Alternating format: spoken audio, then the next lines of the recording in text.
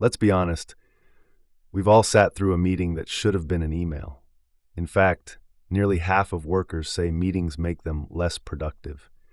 And when you add up the time, energy, and salaries in the room, the cost of a poorly planned session can climb fast. Sure, tech tools can help with notes and reminders, but they can't define your purpose, pick the right people, or speak up when things go off track. That's still on you. The upside is that with a few simple habits, you can make meetings shorter, clearer, and more useful, whether you're leading or just attending. Today, you'll learn how to lock in your topic, purpose, and desired outcome before sending a single invite. You'll discover how to bring the right people together, plan meaningful activities, and choose a time and place that match the work at hand. Once the meeting's underway, you'll know how to keep things on track, wrap up with clarity, and follow up fast. And along the way, you'll also pick up smart tactics for hybrid calls, status updates, and even those meetings you wish you could skip. Let's get started. That moment when you're sitting there thinking, why are we even here, is usually a clear sign that someone skipped the prep.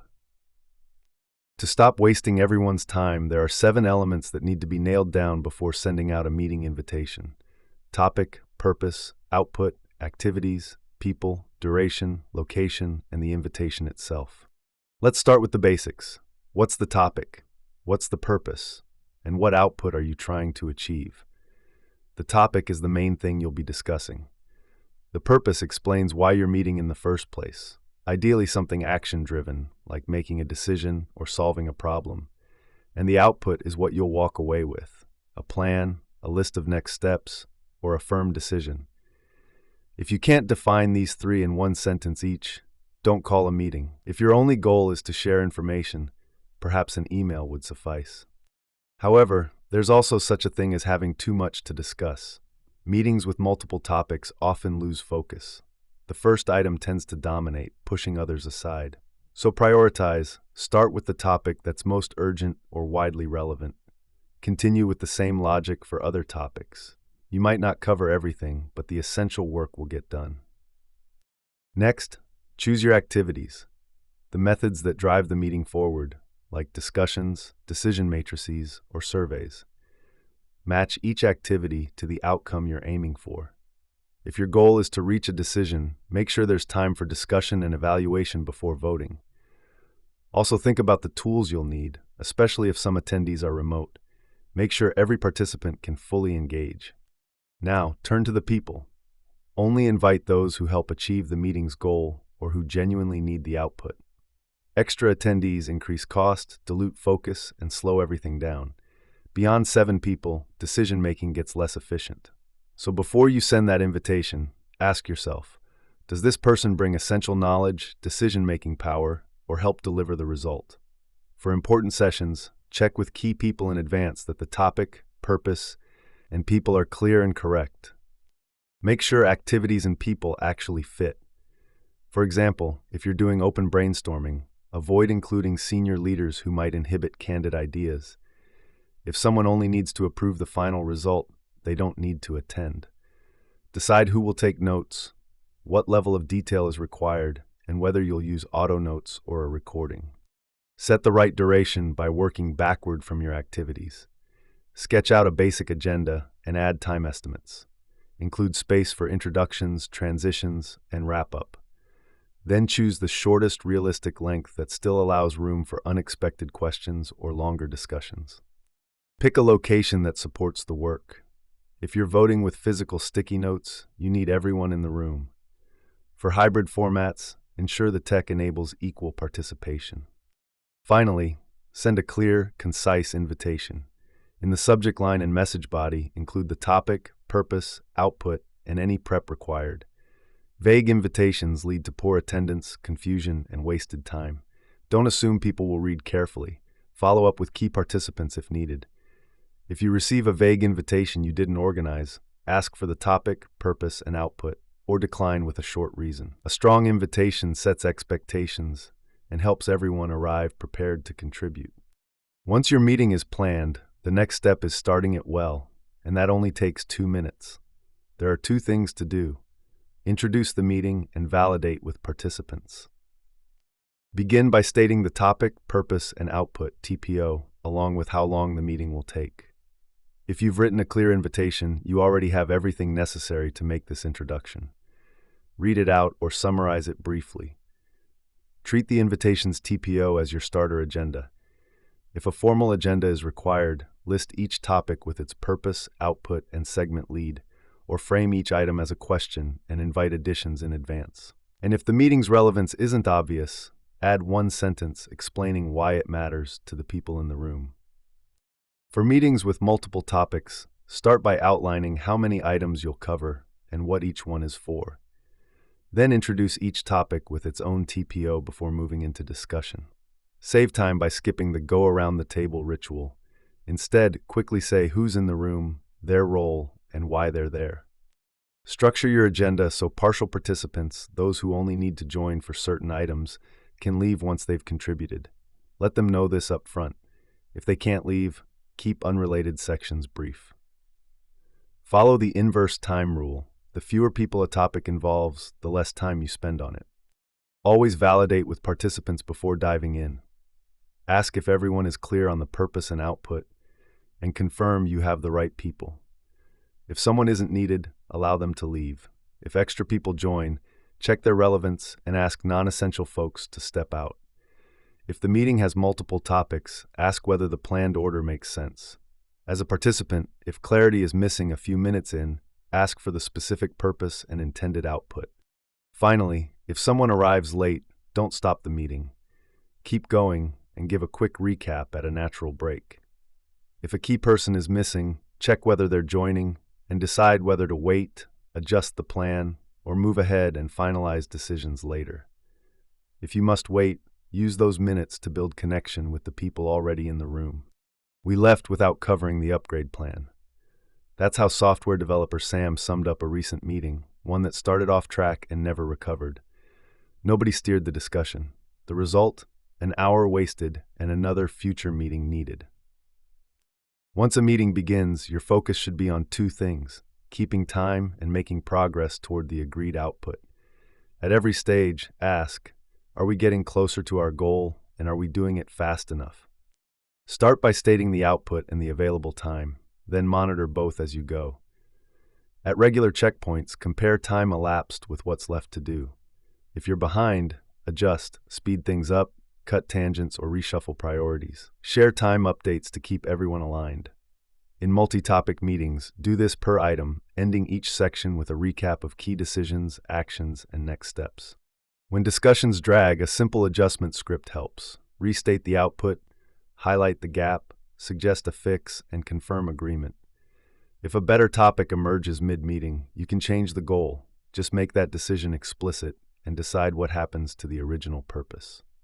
Distractions are inevitable. Some slow things down, like storytelling spirals, repeated points, or deep dives into technical detail. Others knock the meeting off track entirely. Your role is to assess whether the conversation is still serving the overall output. If not, gently refocus or park the issue as an action with an owner and date. If energy dips, try drawing in quieter voices, switching activities, or asking for quick feedback. In creative work, allow wider exploration while still tracking time and progress. Disruptions also happen. Handle repeat interrupters by stepping in early and redirecting firmly but politely. Tactfully cut long-winded speakers and balance dominant voices by actively inviting others.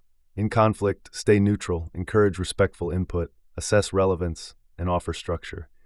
If needed, take it offline. And don't forget to take notes. Assign someone or use a tool and focus on what matters: decisions, actions, open questions, and next steps. A full transcript isn't needed, but a clear record of outcomes always is. Anything else? These two simple words, dropped at the end of a seemingly finished meeting, can make the difference between an efficient wrap-up and another 30 minutes spent on a brand new topic. It's one of the quickest ways to derail an otherwise effective meeting. A strong finish is just as important as a strong start. Without one, even a well-run meeting can leave people confused, frustrated, or behind schedule. That's why you should always protect the last 5 minutes.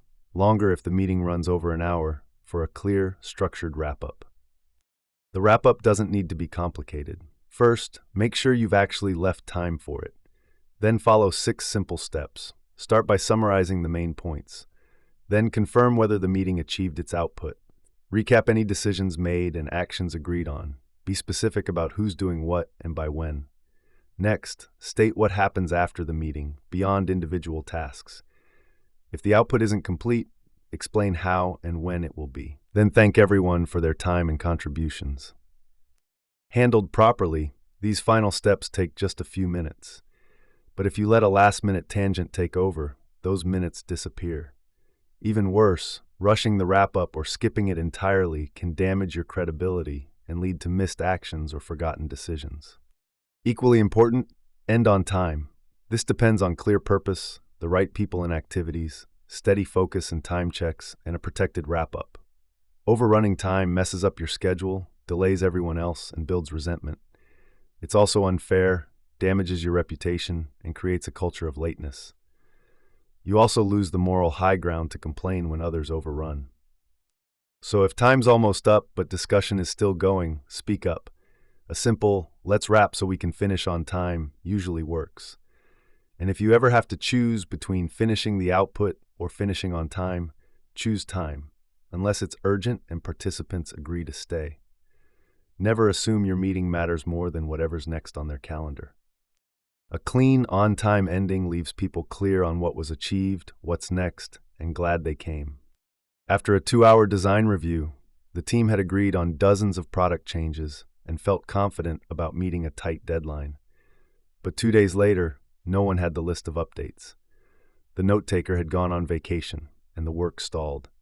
It's a perfect example of how a meeting's value can vanish if you don't act afterward. Your work doesn't stop when the clock does. To make a meeting count, you need to share the output and notes, then follow up on tasks and next steps.